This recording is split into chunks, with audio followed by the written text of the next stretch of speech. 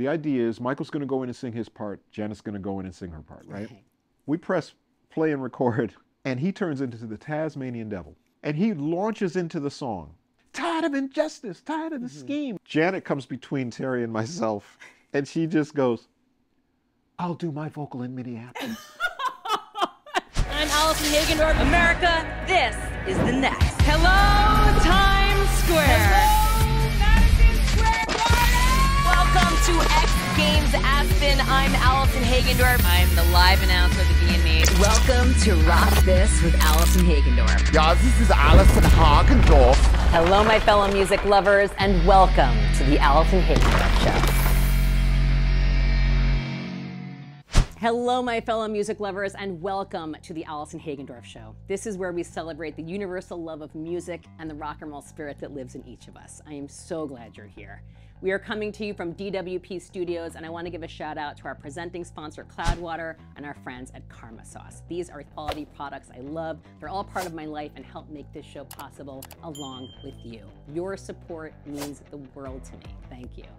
Jimmy Jam is my guest today, and I cannot express enough what an impact his music has had on my life. Many people know me as a rock fan. Of course, I was the head of rock at Spotify. I've worked with countless rock artists, and I genuinely love rock music in all of its forms, past, present, and future. I'm a missionary, and I wave the flag for the genre and the culture. But before I became a full-blown rock lover, I was a lover of New Jack Swing, and Jimmy Jam was a pioneer of this musical fusion which incorporated R&B, hip-hop, dance, funk, rap, and pop in the late 80s, early 90s. I was obsessed with Janet Jackson, Michael Jackson, Bobby Brown, Whitney Houston, Mary J Blige, SWV, Belle Biv DeVoe, Boyz II Men, Heavy D and the Boys, PM Dawn, MC Hammer. Guys, when I ran for class president in 7th grade, my campaign poster said, instead of Stop Hammer Time, it said Stop Alley Time. This is a true story, and I can't believe I'm sharing this with you because these artists and this sound was my life. I was a dancer, and I spent all of my time in dance class or at home choreographing dances with my best friend, Lauren Kaiser. Shout out, she's still my best friend. What's up, Lauren? We would set up an old school massive video camera on a tripod and video ourselves and perfect these dances for hours and hours. I can only imagine what my life would be like now if we had TikTok back then. Let's just say I would not be just crushing these trends, I'd be setting them. As you can see, I am really passionate about this music, which holds a very special place in my heart. I am too legit to quit it, guys. Sorry, I had to. Okay, coming up after a short break, we have Jimmy Jam right here in the studio. Stay tuned.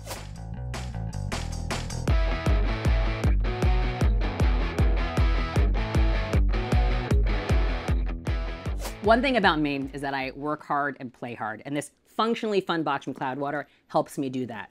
These are my people. Listen to what it says inside. The world would be a better place if fun people lived forever. Yes, I subscribe to this. I feel seen.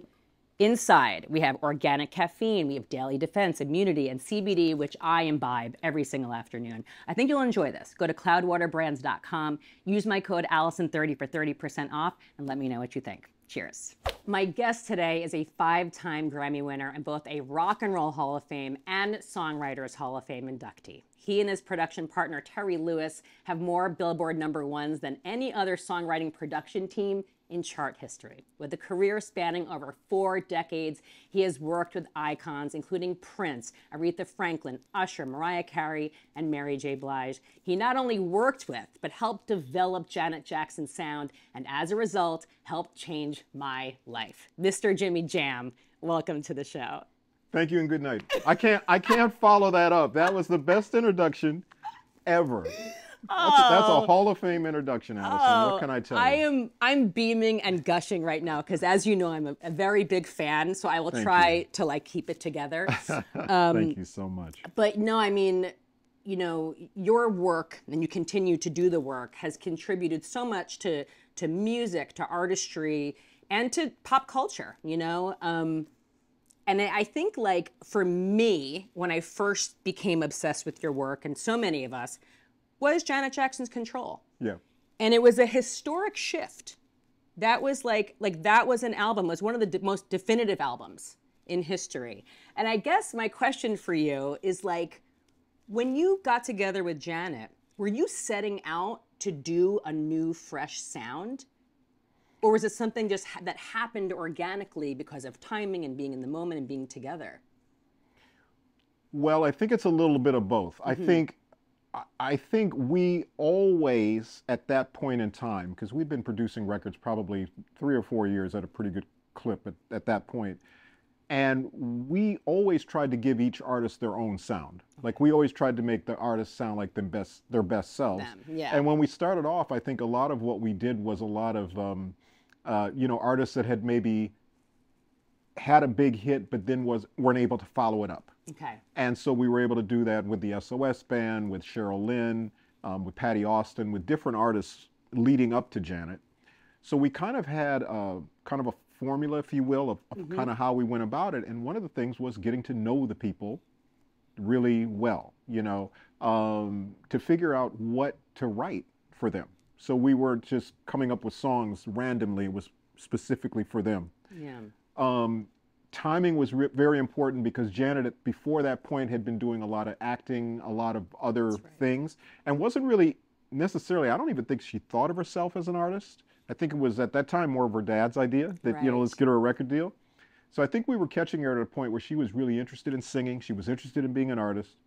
And the thing that we thought was missing from her other records, which were well-produced records, but I always called it the feistiness she had as a little girl. When you see clips of her as a little girl, she has all this attitude and all this swagger. Sass, yeah. Yes, and we thought, why isn't that coming across in the records?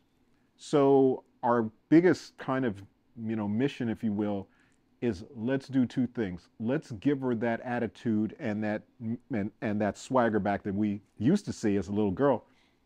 But then let's talk about things that are relevant to her. Yeah. And I think that combination of things, and even geographically recording in Minneapolis, rather than being in LA, which was her comfort zone, taking her out of the comfort zone. So as she was growing as a little girl, or as a girl into a woman, there's no GPS. So you got to drive yourself. There's no limos. You got to figure it out. And all of those things were happening at the same time the record happened. So the organicness of sort of the alignment of planets, or whatever you want to say, all of those things were in place at that point. That's incredible. Also, there was something happening in music in general, and you were really a pioneer in this. And then Control is actually the New Jack Swing, all of this fusion genre, which I love so much. Like the New Jack Swing was what I was raised on. That is my first favorite music. Yeah, it's wonderful. It's music. the Amazing. best. And that in itself is so innovative. Yeah. So and you obviously Control is one of the first albums that really made it commercially, ubiquitous. Yeah. So how did that sort of come about? In addition to this new era of Janet, but just sonically, how did that come about? Well, sonically, I think we were always, being in Minneapolis, we weren't necessarily married to the New York sound or the LA sound or any place. We kind of were, an amalgamation, if you would, of all these different types of sounds. And I always like the idea of merging. I mean, if you think about, Prince is the perfect example of merging, R&B and rock flavors together. And me being a keyboard-based person, but first a drummer early in my life, but then a keyboard person, I always was about the rhythmic things, like putting the drum machine patterns and all of that, but then adding to it the synthesizer sounds and all of those things together. So I think, and she just really inspired that, because we knew she could dance and act and all of those things. So even in creating the songs, we wanted to have kind of a sonic palette of things that she could respond to performance-wise. Because we were always thinking bigger than just in the studio. We were also thinking, how's this going to go over live? How is this going to... Our minds were just kind of everywhere at that point. And it was really about creating a sonic blanket for her, just that she felt safe. And the biggest thing about record production that I tell people, some of it is, yes, you need to know the technical side of things, but it's the psychology, the psychiatry, because your relationship with an artist is so close. I mean, it's like an intimate relationship, really. They have to trust you. And if they trust you, then you can get things like Nasty, for instance, which I think is kind of blueprint of what New Jack Swing became New Jack Swing. And I shout out to Teddy Riley, who really, expanded it, and I call the king of New Jack Swing. Yeah. Absolutely. But I think those kinds of things, like I remember when we did the track and we gave it to her and she said, I want to do a song about Nasty Boys, because these people were bothering her at a club or something. She said, let's make a song about it. Okay. So when we did the song, I remember when she went in and started singing and she said, sitting in the movie show, like in her voice, right? And we were like, no. When you had a cold the other day and everything you sang was like, it sounded like that. Sing it like that. And she was like, oh, sitting in the movie show. And she said, no, that doesn't sound right. We said, no, go ahead and do it. Trust us, right? So the next day she came back and we had, of course, comped the vocal together, all the best parts of it. And she got a look on her face that was just like, she just kind of smiled. And she never would ever admit that, oh, this sounds really good. She never says that about herself. Aww. But she just kind of smiles. And then okay. And she got it. And she said, oh, I get it. Like, okay, I'm going to be cool. So there was a trust factor that got built up. And then she was willing to do anything after that. Let's bring in an opera singer. Let's bring in a rapper. Let's bring in a whatever. It didn't matter. And that was key to establish. Well, that's what a great producer is, someone who builds that rapport and that trust where you can get the best performance possible out of the artist. Yeah, that's right. You make them shine. You take their skills and make it shine, help make it shine. Yeah. Yeah. The stats on Control is like, okay, well, What Have You Done For Me Lately was really what took off first, right? Yeah. I mean, can I tell you a quick story on that song? Yeah, yes. So we were done with the album. And it's interesting because I've been working at A&M. Well, it's now the Henson Studios, but for me, it's always going to be A&M. Right. Matter of fact, it still says A&M on the studio doors. So it's A&M, Herb and Jerry. John McClain, who was the A&R person at A&M Records back in that day, and I've just been seeing his office, or where his office used to be. But anyway, he came up to Minneapolis to listen to what we had done. And we played him Control, and we played him Nasty, we played him Pleasure Principle, and we played him When I Think of You. And we're thinking, wow, this is, and he goes, like all A&R people, I just need one more. One more. I just need one more. I just need one more. Yeah. I said, what are you talking about? He's, I just need one more. We'll say, I forget you. Anyway, we get in the car. We start driving to, I think we were going to go grab a bite to eat. Stick a cassette in. Terry says, these are some tracks from our album, because we were going to do a Jam and Lewis album. Yes. So he puts the tape in, and about the third song in, John goes, that's the one I need for Janet. We said, what are you talking about? That's for us. He said, play it for her, and if she likes it, give it to her. And we were like, what are you talking about? So the next day, we go to the studio. We put the track on. We don't say anything to her. We just put the track on. She's sitting on the couch, and we're looking at her. And she's on the couch like this. Well, actually, she's watching TV. So she's watching TV. Then she puts her head down. She kind of starts doing this. And then she comes to the door. She leans on the door. She kind of points at me and Terry. When the song goes off, she goes, who's that for? And we said, you if you want it. She said, oh, I want it. Okay. That song became What Have You Done For Me Lately? Oh, my God. So John McClain was right. He was right. He had the ear. He was right. He had the ear. And that was, as you said, that was the record that launched everything. Right. There was also an interesting thing happening at radio at that point in time, too, which, you know, we couldn't control this, but it just kind of helped us. And that was a lot of, on Top 40 radio, as it was known then, a lot of the kind of high energy rock acts were doing ballads. Yes. So you had all of these kind of, you know, there's all these great ballads, but the tempo on Top 40 radio was really kind of low, wasn't a lot of energy on it. And I think it was interesting. I know from talking to some radio people that literally they looked at what was happening on the R&B chart at that point, and there was a lot of, you know, great R&B music, but the Janet record was like energy, aggressiveness, and they were like, it had that rock and roll spirit. Yes, it did. Let's start playing this. And when they started playing it, it just exploded because it sounded so different, and it instantly caught your ear as soon as you heard it. And so we were the beneficiaries of kind of that trend changing. Right. And so there's so many things that I always say, certain things you can control. Just make the best record you can, you know. Call it control. Yeah, and call it control.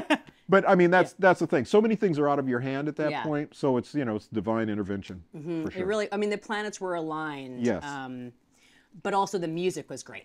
So there was the that music too. was great at the time. Right. Because if the music wasn't great, none of that would have mattered. Exactly. Yeah, It was so- the music great combined with the perfect timing, because then you had Nasty, Control, When I Think of You, Let's Wait a While. They all peaked within the top 5 of the Billboard Hot 100 singles chart, making Janet the first female artist to have top 5 hits from one album on the Billboard Hot 100 chart. I mean, that is wild. I mean, so not only do you have this great body of work, but everyone's recognizing it. It's actually making historic chart-topping numbers, you know? Yeah.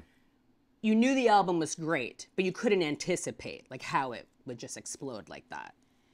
We knew, so we had a couple of sort of, I don't know what we would call it, kind of tests to kind of see whether we were resonating where we wanted to resonate. Now, the first one was where we lived in LA. We lived in this kind of duplex place.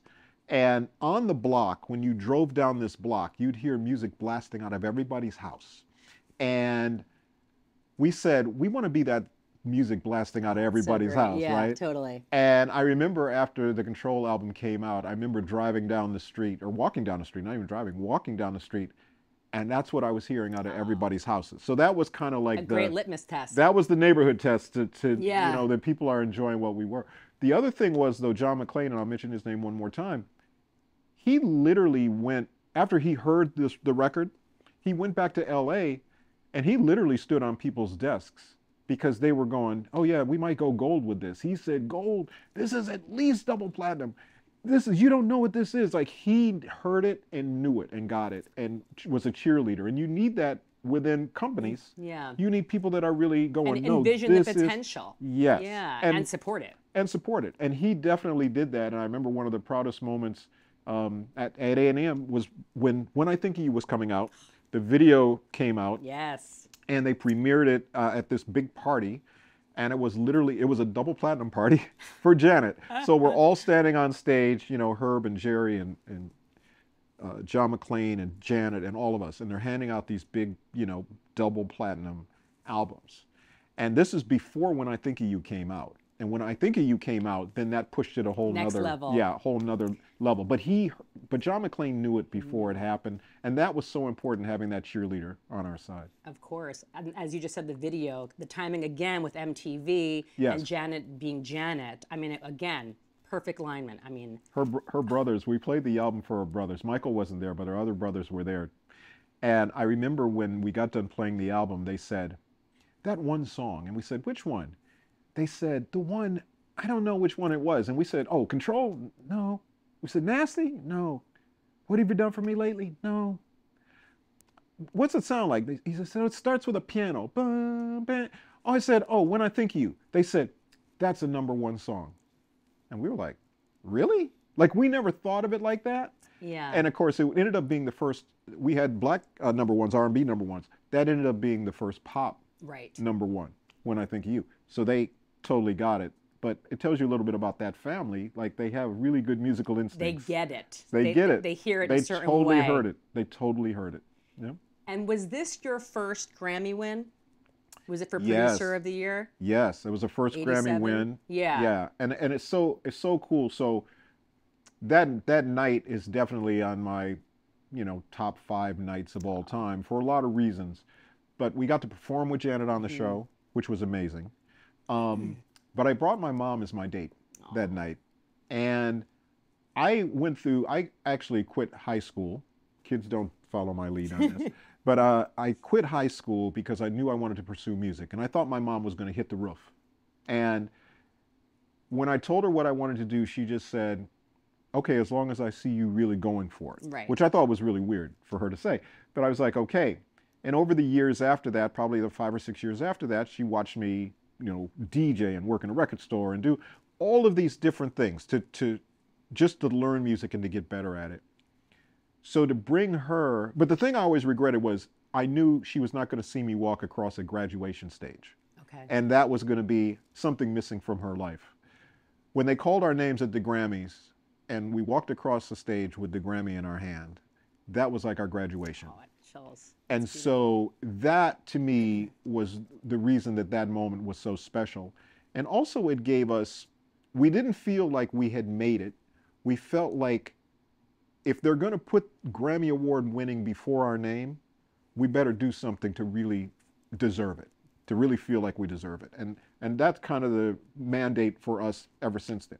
Is let's prove that we're worthy of that. So right, you weren't like, of course, you were like, oh, now we better get started. Now we better just really. Started. That's right. That's the way we felt Oh my about God, that's beautiful about your mother. I actually went back and watched your acceptance speech, and I see her. They zoomed in on her face, and that was a beautiful moment. That really was special. Wonderful. Also, that would have been enough, but then of course we had Rhythm Nation. Yeah. So like there was Rhythm Nation. Now approaching this album, how was it different? Like how had things changed at this point?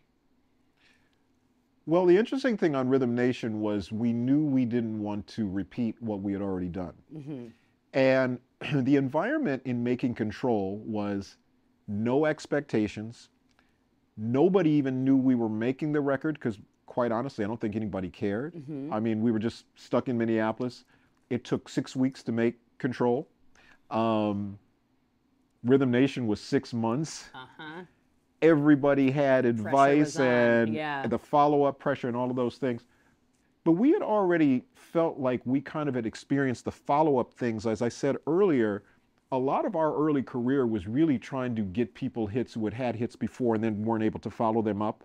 So we kind of learned what that felt like, how to do that, and then how to follow up records, you know, whether at that time was, you know, the SOS Band or Alexander O'Neill and Sherelle or, you know, those things, New Edition.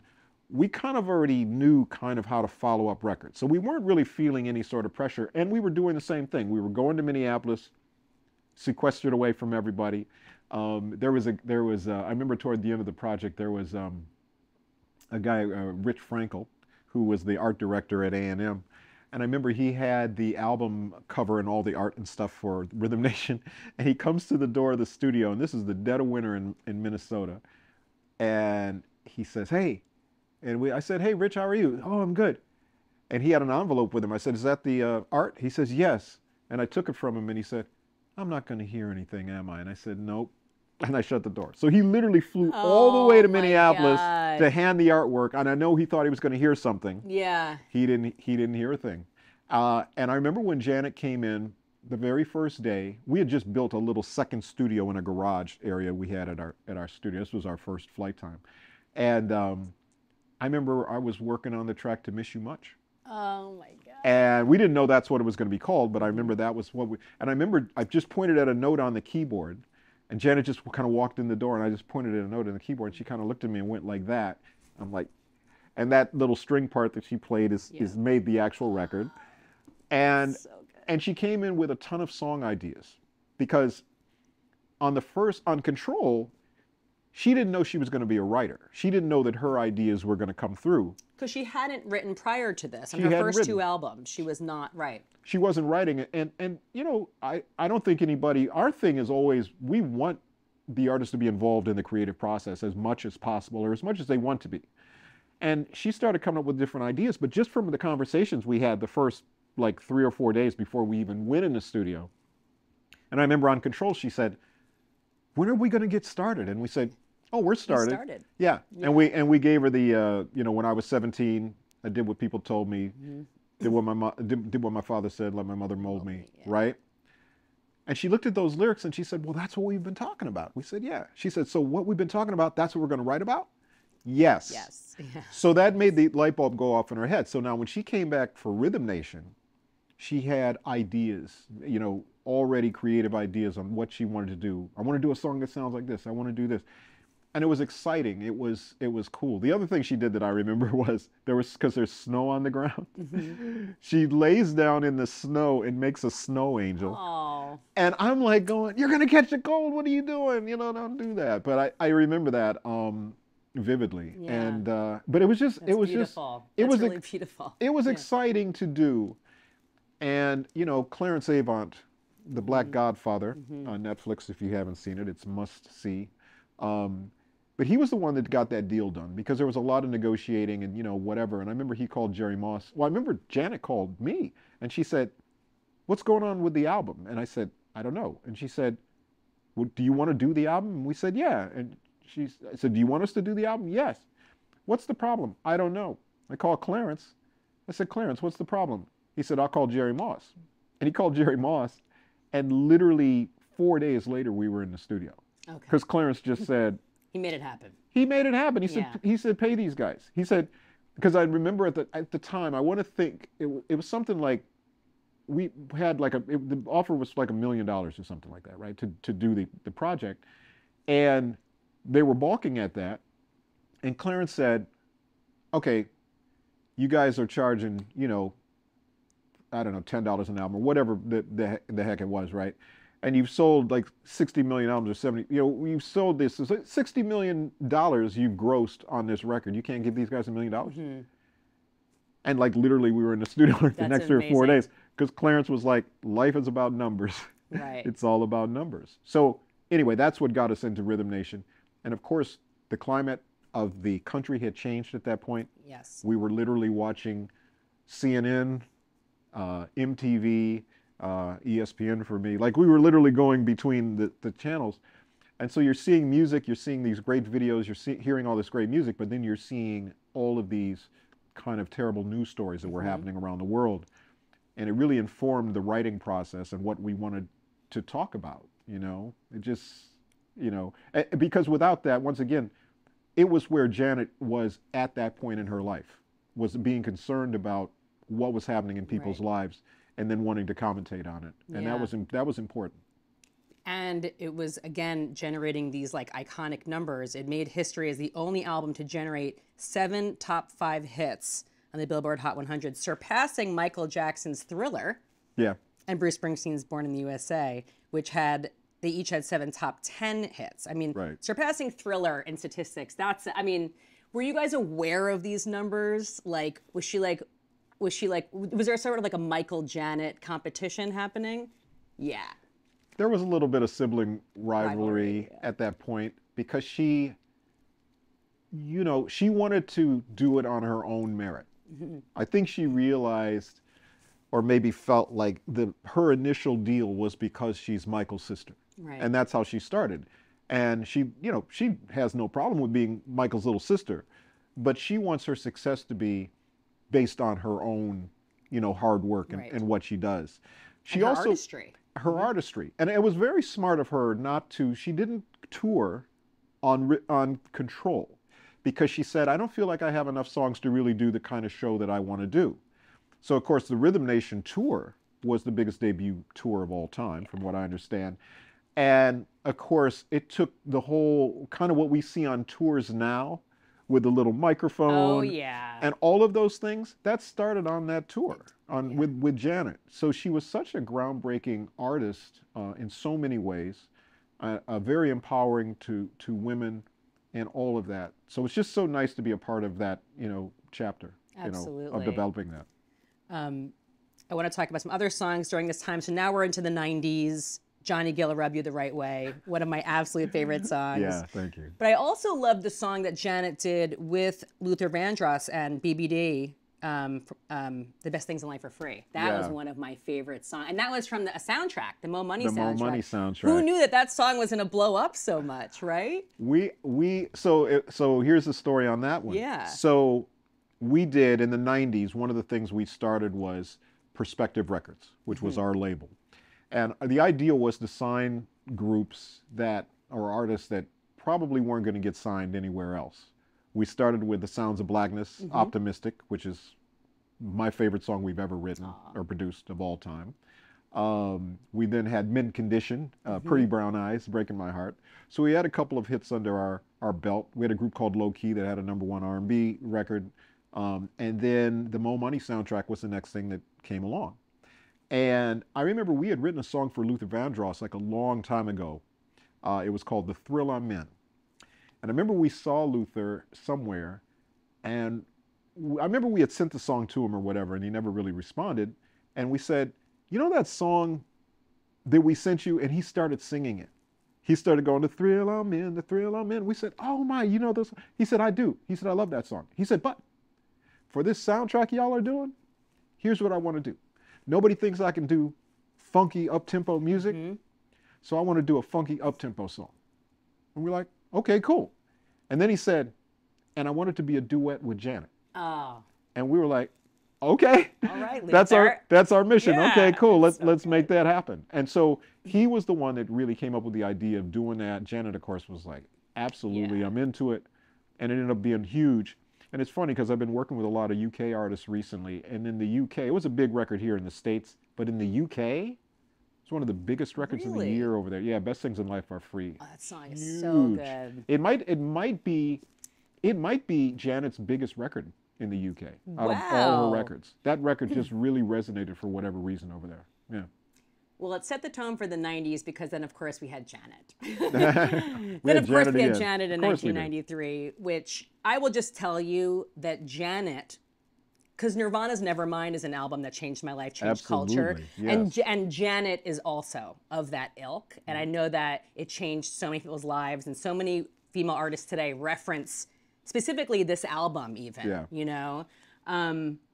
This was also a pivotal time because now Janet was like the biggest star in the world. I think she had just signed the biggest record deal in history with Virgin. Yes. So now it is Janet. And I love that she chose Janet to not use her surname because That's- she's making the statement. Well, as you alluded to Yeah. earlier, it was kind of about she wanted to be her own Yeah. person. She didn't want to live on the Jackson name. And so that was kind of her way of saying that, of just saying Janet. It was Janet liberation from the name, and it was liberation of sexuality in an unprecedented way. Yeah. I mean, this album is sexual empowerment, liberation. I mean, it is iconic. Like, Yeah. for me, it was like a coming of age album for myself. Mm-hmm. And now she was a sex symbol. Like, she was so magnificent. She is so magnificent. But I just remember like watching her videos. Her abs were perfect. I'm like, I Yeah. want abs like that. They were aspirational. Yes. This album was different. So I just want to understand where her headspace was at and how this took a turn. Yeah. Well, it's interesting. At the end of Rhythm Nation, after she had done the tour, she'd done all these promotional appearances, all the videos, all the things she had done. I remember A&M wanted to release, I think it was State of the World, and they wanted to release it which would have been the 8th single from the record. And I remember saying, I'm tired of seeing myself. Everybody else has to be tired of seeing me too. And so I remember they put it out as a promo single, but they never put it out for sale. And it ended up actually, I know it went top 10 just on radio play, but it never was commercially available, so it wasn't an official single, right? So it ended up being 7 singles from that album. But if you think about the Janet on the Miss You Much, Rhythm Nation, Janet, and the evolution from that, and remember it was a 3-year period because she had #1 records over 3 years. 3 years. Which set another record. Yeah. I think it wasn't until like The Weeknd in Right. like 2021 that like broke that record. Yep. Yeah. So you saw her grow up or grow into the next phase of her life. And so if you think about Miss You Much as the first video or the first image you saw of Janet in that time period, Yeah. to Love Will Never Do Without You, Right. which was the That last. was it. Right? So Love Will Yeah. Never Do Without You for us was the starting point of the next It was record. the transition. It was a transition because she was secretly happily married. Yes. It was all about love, and I think we all were. I mean, I was with my current wife of 30 years this year. Oh, congratulations. But we were all kind of in a very kind of euphoric state of love, and that's what the album was. The funny thing that happened with that album was when we did the album is, there's a lot of sensuality, a lot of sexuality, all of those things. But what was interesting about it was we kind of took the same tack, even though there was the kind of the pressure and the expectations once again of this huge contract, Yeah. biggest contract ever for an album and all this stuff. But we're still just holed up in Minneapolis, just making the Doing your record. thing. And actually, Janet was staying at my house. So it was kind of funny. I remember I put this track together that I thought was really good. And I remember I played it and she was like, it's okay. I was like, okay, what? This is great. Anyway, so she ended up going on vacation to Anguilla. That was her spot she liked to go with all her dancers and everybody. And I had put on a cassette, I had put that track on a cassette along with a bunch of other stuff. So one night she's playing the record for everybody. or the songs in progress. And one of the songs comes on, the one that I gave her, and everybody stopped and went, whoa, what is this? Oh my God, this is amazing. So I didn't know that happened. So when she came back to town to start working again, I said, what do you want to start with? And she said, that track. And I said, what track? Oh, that track. Oh my God, that track is amazing. I said, the one you don't like? She said, no, I love it. I love it. I love it. I said, okay, cool. So anyway, that night, I remember about 2 in the morning, because she's staying at my house. And I remember about 2 in the morning, I hear my intercom go off. And she goes, Jimmy. And I said, yeah. She said, are you awake? I said, I am now. She said, I got the concept.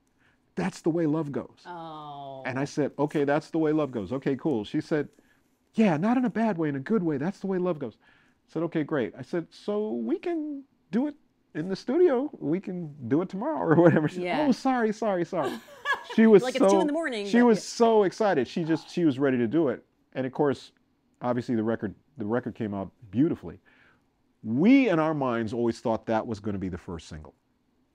But as we were making, I remember when we were making If, right?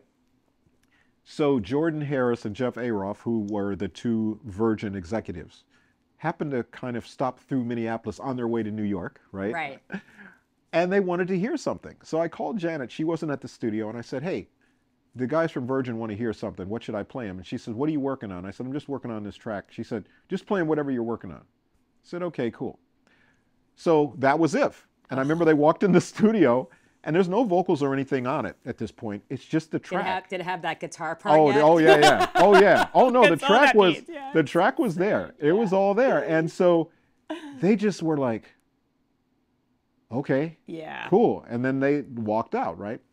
So in their minds, that was the single. Because they could see the video, they could see the whole thing, right? So I remember now we're at the end of making the record.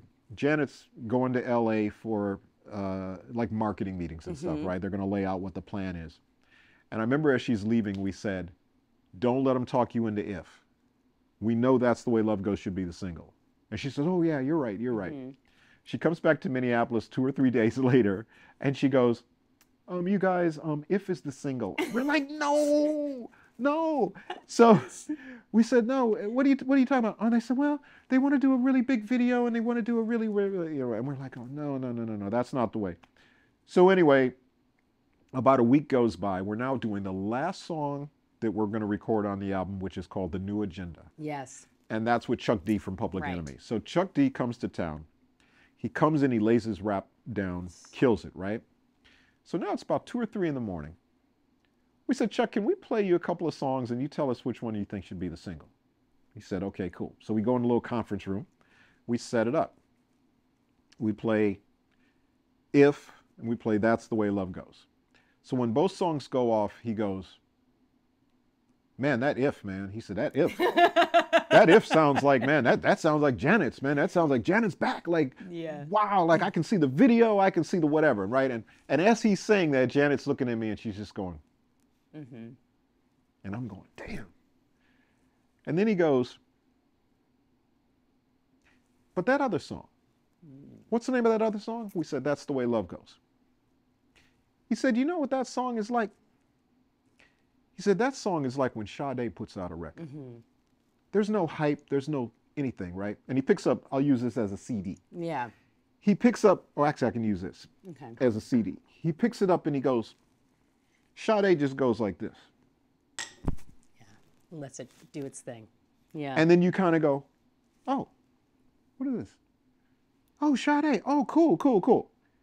And as he's saying that, I'm looking at Janet going, yeah. And so she goes, That's the Way Love Goes. Yeah. Like she came to her senses. It's like, no, trust me, that's the one. And of course, the rest is history with that record. I think it's her longest number one running song. Yeah. And it really set the tone for what the album was. Because I realized that Jordan and Jeff hearing If was very reminiscent of Rhythm Nation.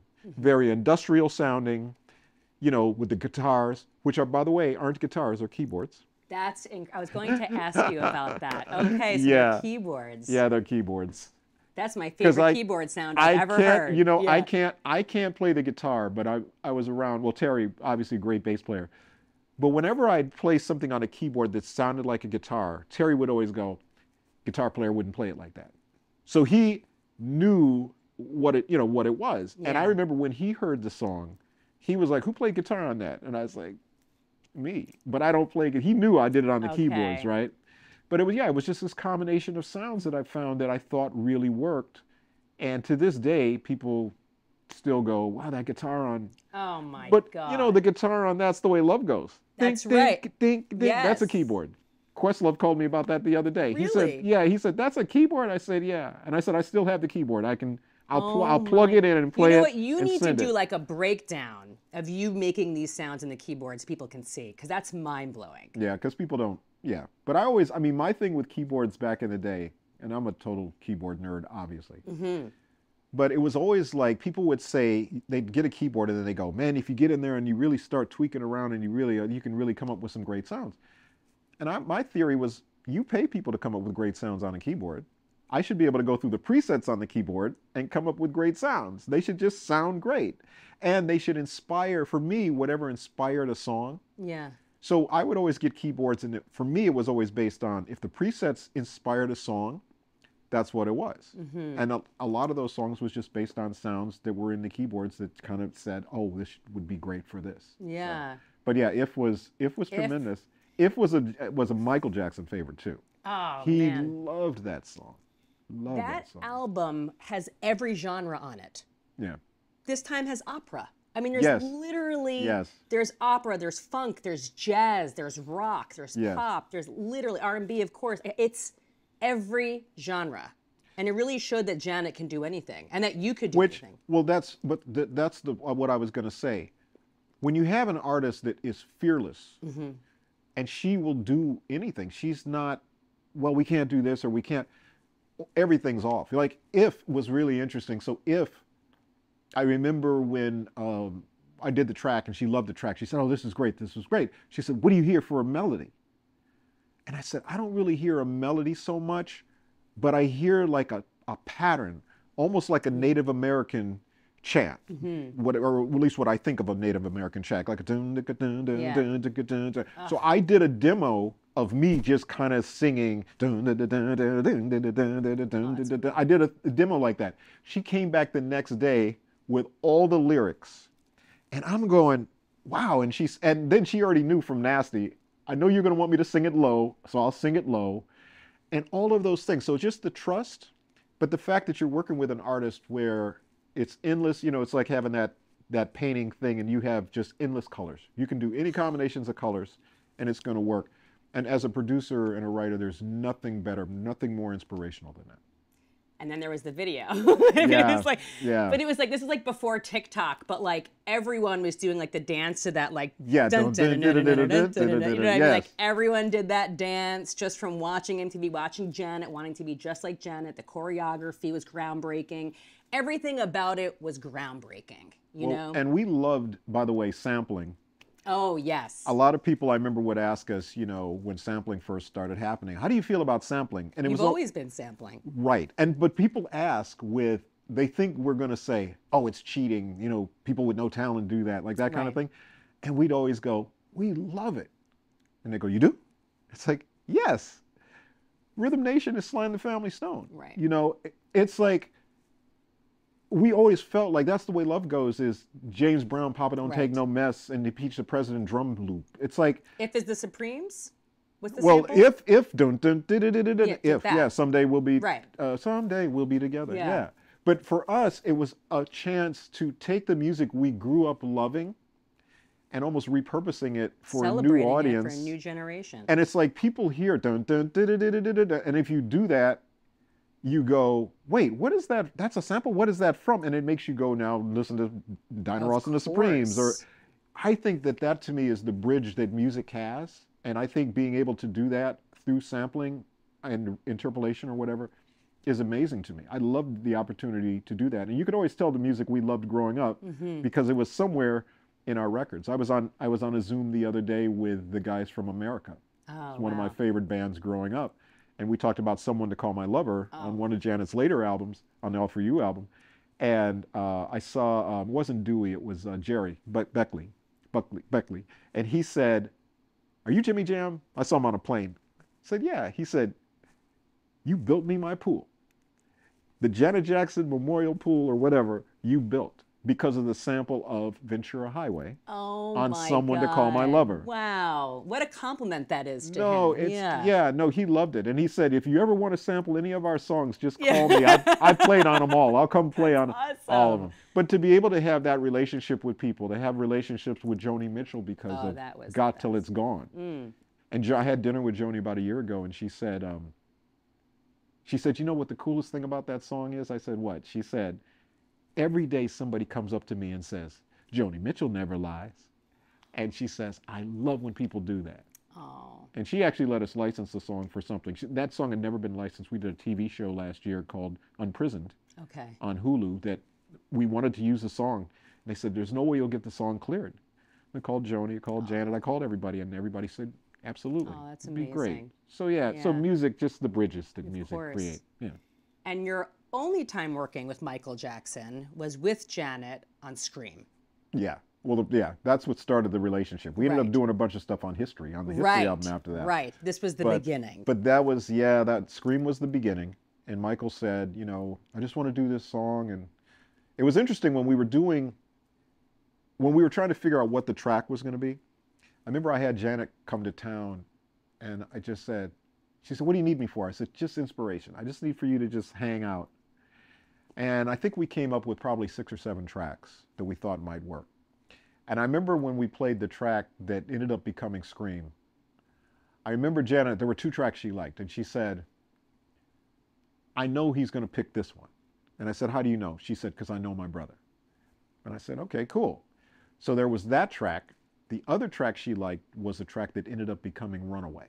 Okay. And she said, "I hope he doesn't take that track because I want that one for me." I want that right? one. Yeah. So anyway, we go to New York. We play him all the tracks. He says, "Can I hear track 2 and track 5 again?" And those were the 2 songs, right? Wow. And so we played the 2 songs back and forth, and then he said, "Okay, I think I'm going to go with this one," right? And it was Scream. Mm-hmm. And Janet was like, nice. "I knew you were going to pick that one. I knew you were going to pick that one."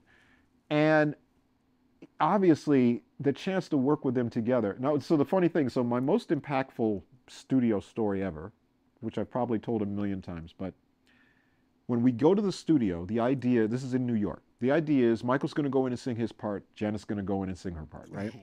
Yeah. So Michael comes into the studio and he's breaking all the studio rules. Like he's got jangly stuff and he's got hard shoes because you want everything to be quiet because the microphone's going to pick up everything, right? Yeah. And he comes in and he's just very calm and very quiet, which is kind of the way he is. He's very calm and quiet. And he just goes in, are you guys ready? Yeah. Okay. And we're like, okay, you just go and put your headphones on, man. How's it sound? It sounds good. Just go ahead and run it. Let me try it. Okay, good. We press play and record. And he turns into the Tasmanian devil. He's spinning, he's dancing, he's whooping and hollering. And I'm looking at the engineer going, is that okay? Because the mic's picking all that up. And the engineer was like, yeah, he does that all the time. We're like, okay, cool. And he launches into the song, tired of injustice, tired of the scheme. And we were like, there was an old, and this is old people, Maxell had these cassettes, right? And they had a commercial where the guy's sitting in the chair with the stuff blowing. Yeah. That's what that felt like, right? Literally when he got done, he sang the whole song start to finish, his part of it. And then it gets all calm and quiet and he goes, how was that? And we're like in shock. So we're picking our jaws up off the floor and we're like, yeah, Mike. Because it was excellent. Oh my God, it was unbelievable. Yeah. And so we're like, yeah, that was good, Mike. And he goes, you want me to try it again? Yeah, Mike, yeah, try it again. Janet comes between Terry and myself, and she just goes, I'll do my vocal in Minneapolis. She wanted no part in following that. Yeah. I'll do my vocal a different day in a different place. Yeah. You know? Yeah. And I remember Michael came in afterwards, and he did like 3 or 4 takes. We had everything we needed, right? And he comes in, he goes, okay, Jan, you ready? And she goes, Michael, I think I'm gonna do my vocal in Oh my Minneapolis, God. and when we did, and so then sibling rivalry, as we talked Yeah. about a little earlier, we do the Janet vocal in Minneapolis. Janet kills it. We send him the vocal. He goes, "Wow, Janet vocals sound really good." Thanks, Mike. Yeah, that sounds really good. Where'd she do that vocal? We said Minneapolis. I'm coming to Minneapolis. And he came to Minneapolis No. and redid his vocal, although we ended up using maybe 10% of the redo. Okay, Well, I mean, okay. we had what we needed. But yeah, he came to Minneapolis. And he Wow. loved it because, once again, in wintertime, but he loved the Mall of America.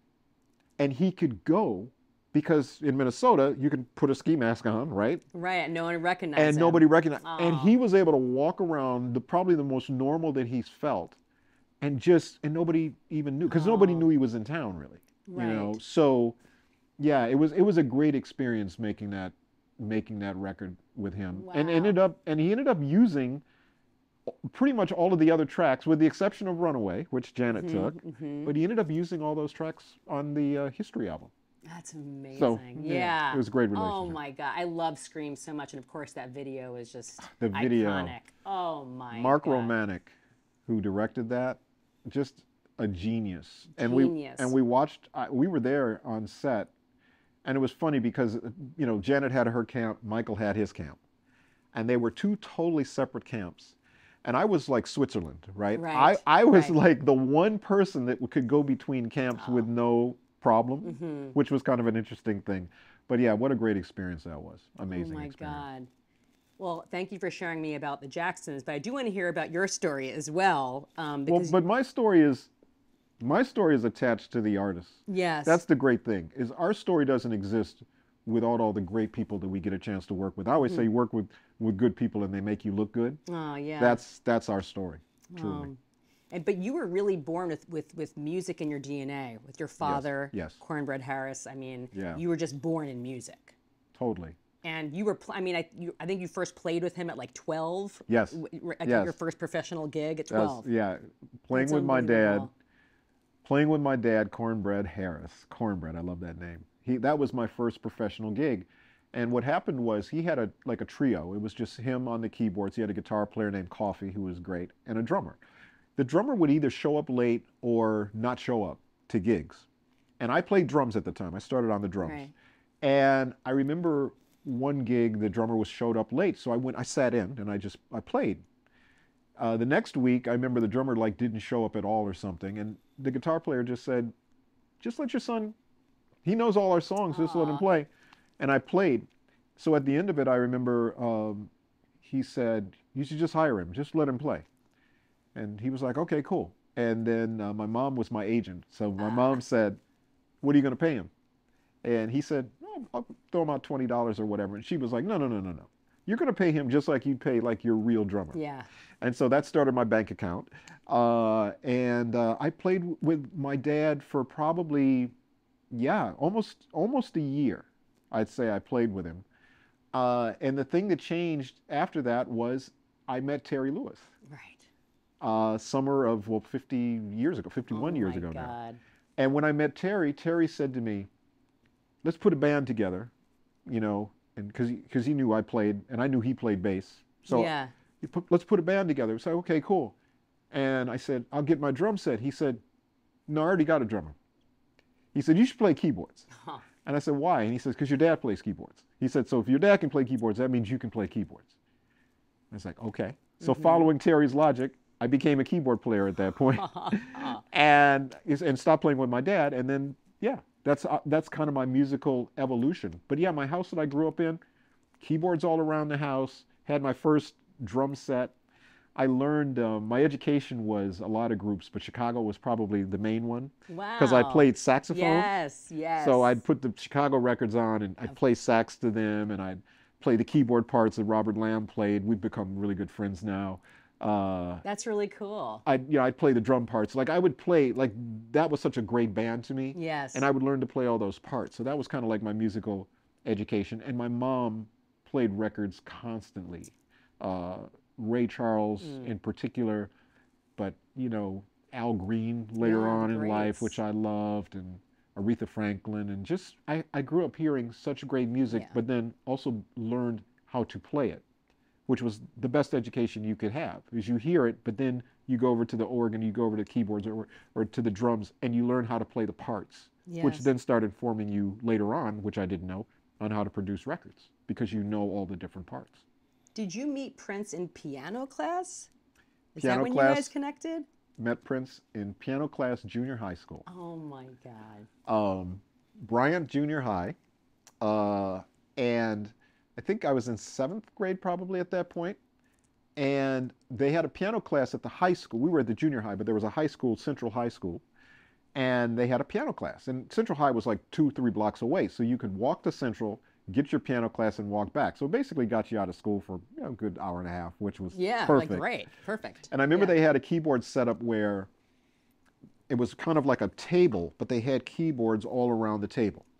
So the teacher would come in and they'd give us like Mary Had a Little Lamb or something, right? Really simple, right? Or London Bridge or whatever. And so then the teacher would leave. So when the teacher would leave, we'd be jamming. Oh, yeah. And Prince was like the most amazing keyboard player at that point I'd ever seen. Because my dad, I mean, I learned to play like my dad. So I could play keyboards pretty good at that point. Yeah. But he could just, he was, you know, he learned from his dad, who was a jazz player and just amazing. Just, I never had seen anybody play keyboards like that. And what was interesting was at the end of the school year, they were going to do a play. So they wanted to, or a musical, and so they were looking for people to play. And I remember they said to Prince, they said, who wants to play? And everybody raised their hand. And they said, Prince, what do you want to play? And he said, guitar. And I looked at him like, guitar? They said, Jimmy, what do you want to play? And I said, drums. And Prince looked at me like, drums? Because we both just thought we played keyboards, right? Yeah. So we get into this little rehearsal, and we're playing. And I remember Prince walks in with a guitar. He plugs into the amp. He rips off the solo from Chicago's Make Me Smile. Terry Kath, one of the greatest guitar players of all time.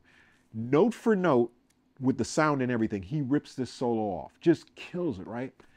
And I'm like going, oh my God, this dude can really play.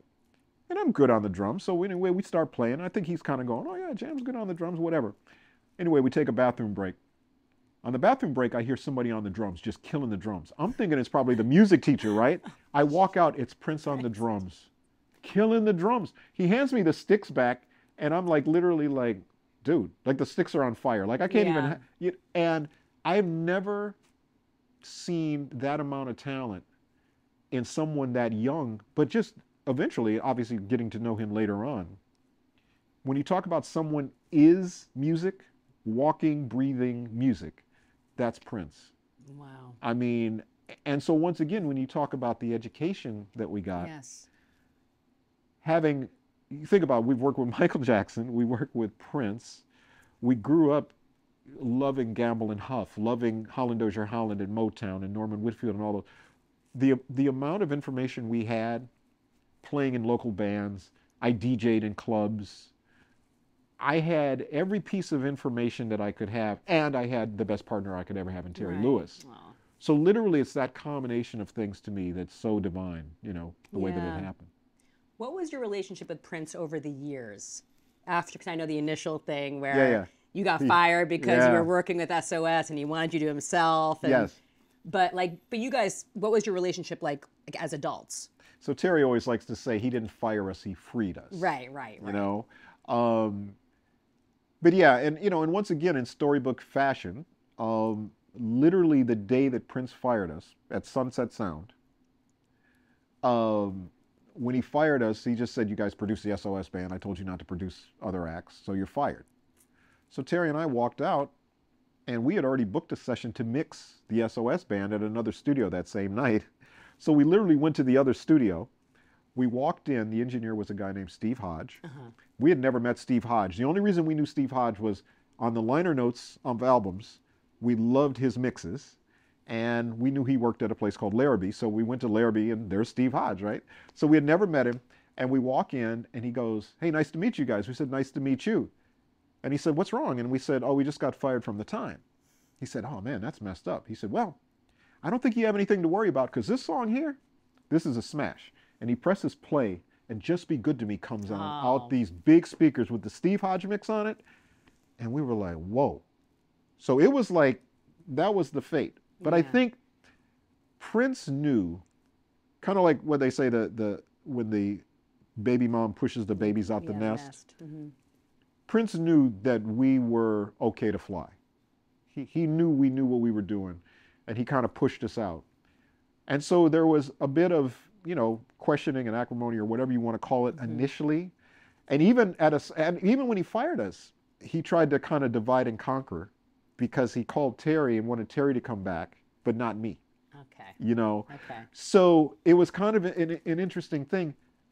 But over the years, we ended up in a really great place. He was really proud of us. And at any opportunity we could, we would always say how pivotal he was in our life, because he was totally pivotal in our lives. And then working with Morris, continuing to work with Morris, you know, on solo records and that, and even reuniting and putting the band back together.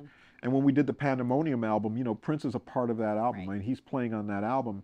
And that was really important for us to do, you know. And we ended up in a really great place. And I remember one of the last conversations we had was Prince said, if you guys produced a record on me, what would you do?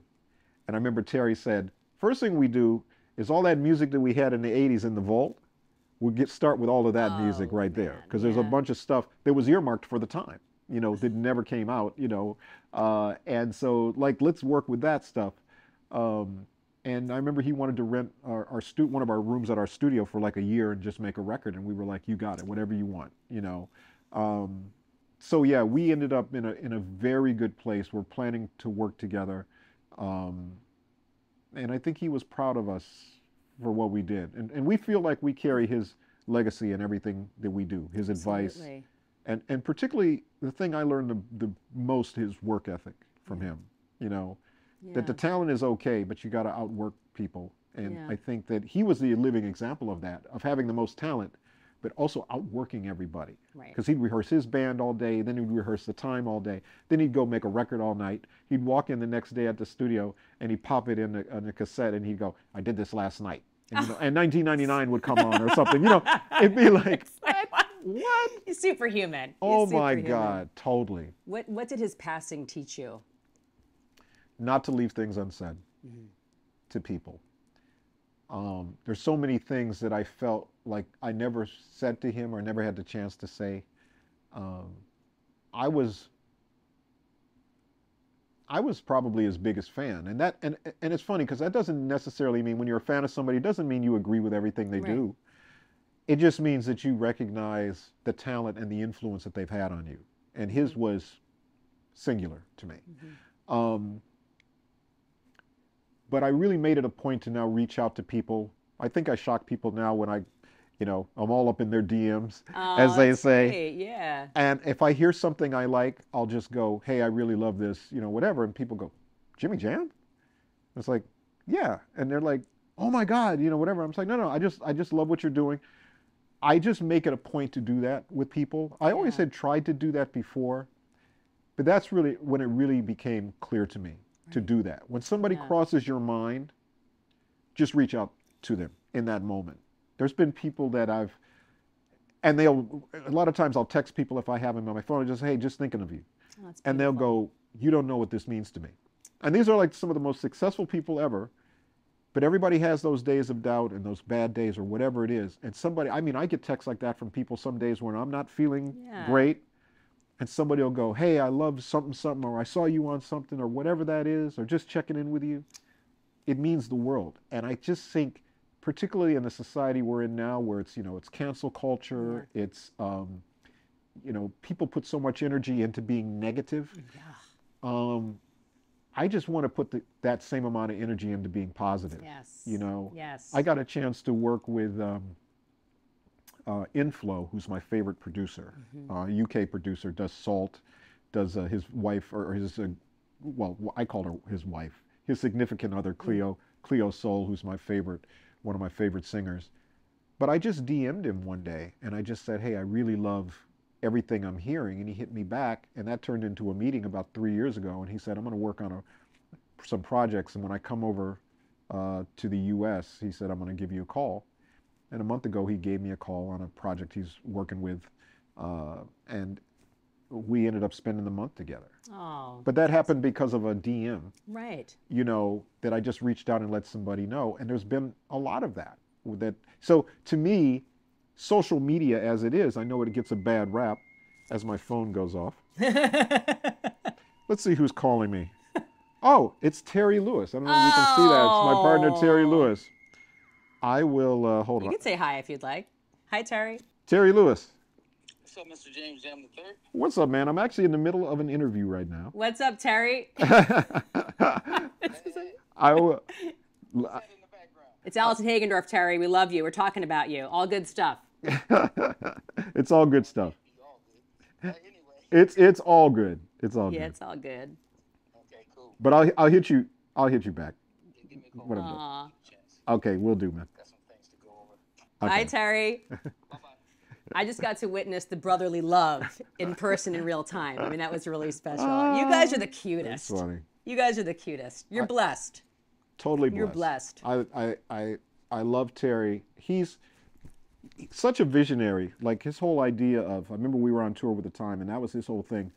We got to go to LA, and we have to, who's coming? And everybody's like, no, I'm not going, I'm not going. I said, I'll go. And he says, okay. And what are we going to do? He says, they need us out there. That was his kind of his attitude about it. And I was like, okay, where are we going to stay? Oh, we'll figure it out. Well, we're going to do demos. Where are we going to get the equipment to do our demos? Oh, we'll figure it out. Like that was his thing. We'll figure it out. And I just always felt, literally from the time I met Terry and he said, let's put a band together. And then he said, hey, I'm going to do this. Or he was the one that got me in the time anyway. Wow. Because I was DJing, I had given up music, and he said, no, man, you got to come back and do this music stuff. And so he was the one that got me to do that.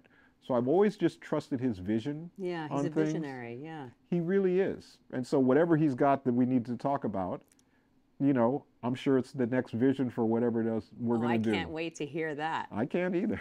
What do you hope that your legacy will be? Well, the story I always tell about that is with Michael Jackson. Mm-hmm. And we were in the studio, and Michael's very inquisitive, and he had a lot of questions and a lot of things he would want to know. And one day he asked me, he said, how do you want to be remembered? And I said, I said, I want to be remembered as a nice guy. And he said, no, no, no, no, no. Because of all your #1 records and whatever. And I said, no. I said, I just want to be remembered as a nice guy. And he said, no, no, no, no. Because of all your millions of record sales and your whatever. I said, no. I said, Michael, those are statistical things. Yeah. I said, that's all nice. And nowadays I always say stats don't lie. They just don't tell the whole truth. Oh. Right? Yeah. So those are statistics and those are great, but I just want to be remembered as a nice guy. And he kind of didn't get that. Mm-hmm. So fast forward about a year later, we had sampled, I think Billie Jean or something, one of his very prominent songs. And everybody said, you'll never get that cleared. He'll never approve it. He doesn't approve any samples, whatever, whatever, whatever. So I remember I called this girl, Evie was her name. And I said, Evie, can you have Michael call me? I said, I just want to ask him a question. Okay. So then I remember there was a girl who worked in our office, Sue. And Sue would always just on the intercom would always go, so-and-so online too, right? She comes to my office and busts through the door and she goes, Michael Jackson's on the phone. And I said, oh, okay, cool. And she goes, no, Michael Jackson's on the phone. I said, yeah, I got it. She goes, no, no, no, not someone calling for Michael Jackson. Like Michael himself Jackson's is on the phone. I yeah. said, I got it, Sue. I said, okay, great, great. So I pick up the phone. I go, hey, Mike, how are you? He said, I'm good, I'm good. He said, listen, I know you want to ask me something, but can I just say something to you? And I said, yes. So everybody always asks me what it was like working with you. And I always go, Jimmy Jam is the nicest guy. Oh. And I said, Michael, I said, that's great. I said, you get it. He says, I totally get it. He says, I totally get it. And I said, you know what's cool? I said, when people ask me what it's like working with you, I say the same thing about you. Oh. He said, that's so nice. What did you need? And I said, oh, we sampled this Billie Jean and whatever. He said, oh, just call John Branco. I'll tell him to take care of it and, you know, whatever. And so we got the sample. And I don't even know whether the record ever came out, but it was just the fact that we got it done. And we ended up becoming really good friends. And he was just great. He was the kindest person. I remember when he was with Lisa Marie, and I remember asking, my wife actually asked, Lisa Lisa Marie, what did you see in Michael? Like, what made you fall in love with him? And she said he was the kindest person, and obviously understood my life because of her dad, obviously, but understood what that life was, and just said he was the kindest person. And I totally got that from him. He was just a beautiful human being. So, yeah, I would like my legacy to be that, and I would like the Jam and Lewis legacy to be about partnership, about really true partnership. Because when people say the word partnership to me, and we've been in partnerships before, they don't really get what partnership is. Partnership is really about raising each other up, you know. It's not worrying about, when Terry and I, we did a deal where we shook hands and we said 50-50. And that's the partnership. Yeah. And there's songs, and what that allows us to do is it allows us to be together in our individuality. Yeah. Right?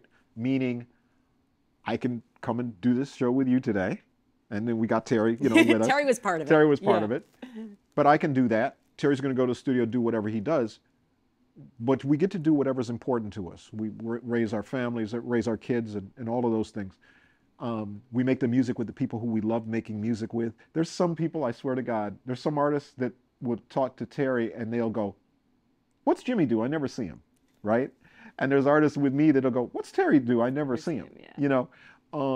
So we get a chance, it's sort of like Lennon and McCartney, I think, kind of in watching the documentary, where it's always Lennon and McCartney, but sometimes it's just Lennon and sometimes it's just McCartney. But that's Jam and Lewis. And so I think there's a lot of lessons in partnership, and I hope we leave a legacy of just what the best things of what partnership should be, about respect, about uplifting each other, about being team players. Our goal is always to uplift everybody that we're around. Oh, that's beautiful. I want this show for you to be the best show. I mean, that's my intention. Yes. I want it to be the best show out of all your shows, just because I feel you raise me up by having me on your platform. And hopefully I raise you up with the stories I can tell. So that's the way we think of things. And if we can leave a little bit of that, our overall goal, leave music in a better place than we found it. Because music has done everything for us, taken us around the world, put us with people who we would never, ever be with. But we think there's a better place that music can be. And it's such a healing thing, right? It sure and is. it's the divine art. Yeah. You know, so I just feel like we're practitioners in the divine art. We just want to be divine. You're doing more than leaving music in a better place. You're leaving this world in a better place. Music does that. Yes, it Music does. does that. That's right. Yeah. I cannot thank you enough. Honestly, you've just made my life in this moment. Thank you. What a beautiful person you are. What a class act human being. First and foremost. Thank you for sharing your story, sharing your music, sharing your art, and sharing your spirit. Thank you so much, Yes, Allison. thank you. Thanks for having me. We'll be right back.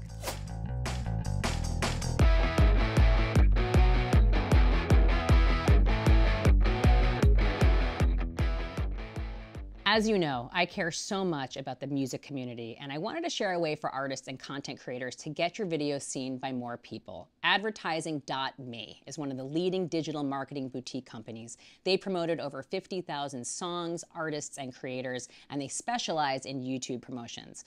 With algorithms always changing, they are in direct contact with YouTube teams to get ahead of the ever-evolving landscape. They use targeted advertising, curated playlists, and other YouTube strategies to connect your music and content with the right audience based on a deep understanding of your fans. No bots, only real views, fans, engagement, and subscribers. For all artists, any budget, you can unlock YouTube starting at just $100. Go to advertising.me and use my code Allison20 for 20% off your first campaign.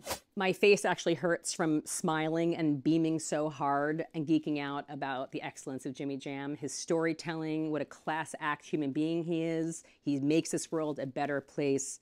I just absorb everything he has to share. Wisdom, wisdom, wisdom. Thank you so much for being part of the Allison Hagendorf Show presented by Cloudwater. I want to give a huge thank you to our partners as well, Danny Wimmer Presents and Karma Sauce. Thank you to our friends at Arctic Zone, and most importantly, thank you. I would love to hear from you. So please like, comment, rate, review, whatever you're feeling, and reach out to me on socials at Allie Hagendorf. I'd love to connect with you. Let me know who I should interview next and what made you smile today. Thanks again. I'll see you next time. And remember, you're a rock star.